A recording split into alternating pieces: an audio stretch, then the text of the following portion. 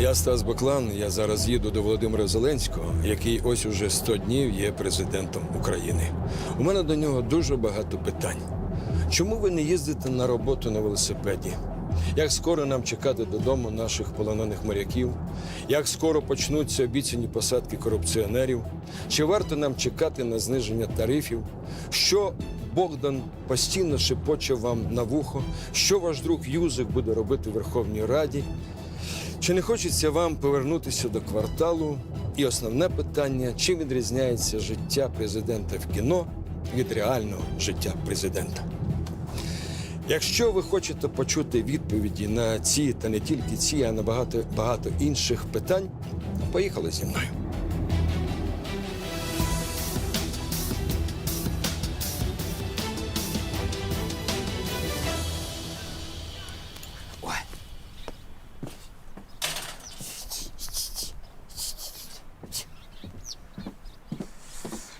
Доброго дня, пане президенте. Доброго дня, Стасі. Дуже радий вас. Я вас дуже радий бачити. Прошу. Я пам'ятаю, коли у фільмі я до вас зайшов з цією фразою «Доброе утро, господин президент». Доброе утро, господин президент. Здрасте. Ви якраз сиділи в вбиральні і цікавилися останніми новинами. А як починається ранок президента в реальному житті? Я говорив про це у промові на День Незалежності України, що я проснаюся з повідомленням з фронту, пострілів стільки-то, втрат стільки-то. Я дуже радий, що зараз це зменшилося в рази.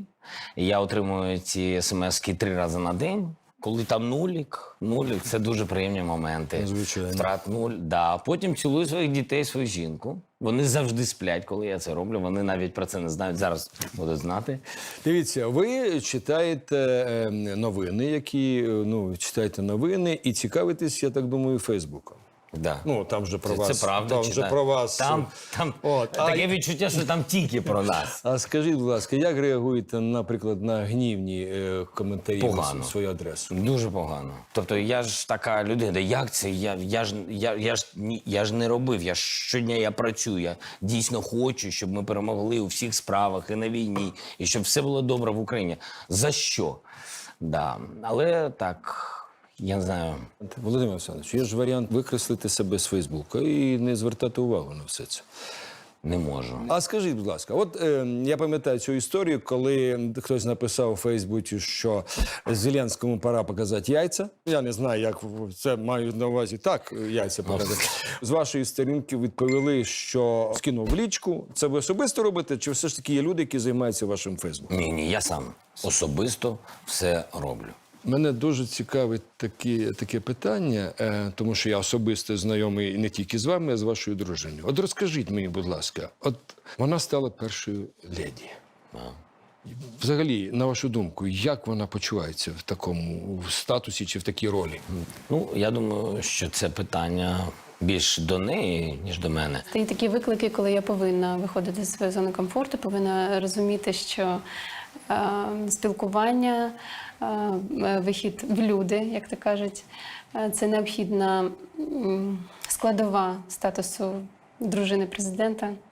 Я буду намагатись робити це якнайкраще. Зараз в процесі розробки своєї програми будемо робити щось дійсно корисне для суспільства. Їй складно, тому що вона дуже відповідальна людина. Мені здається, навіть більш відповідальніша за мене, тому що вона кожну деталь розбирає. Їй дискомфортно. Вона не любить, коли про неї кажуть. Навіть коли добре кажуть і в соцсетях, вона не любить стільки уваги. Намагаюсь читати коментарі менше, ніж я могла це робити раніше, тому що, по-перше, я вже звикла, і по-друге, я намагаюся більш філософськи ставитись до критики. Ви приймаєте певні рішення, і, може, вони не завжди їй подобаються. Вона вам про це говорить? Я раджусь з нею, скажу відверто, по дуже складним питаннях, тому що у неї дуже твереза думка. Завжди кожній людині потрібні люди, які кажуть правду. правда. Це дуже Це важко, так. дуже важко сприймати. Не потрібно бути в теплій ванні, особливо коли ти президент України чи якась інша відповідальна посада. Це дуже важливо. А дивіться, як зараз, батьки, син президент. Які зміни відбуваються в ваших стосунках з батьками Вони стали ближче. ближчі? Так. Вони, чесно кажучи, мама як дзвонила мені 3 рази на день, так це і відбувається, так це і продовжується. Батько, ми з ним дуже рідко говорили через різні причини, там він зайнята людина. Зараз ми більше говоримо, ми стали ближчими.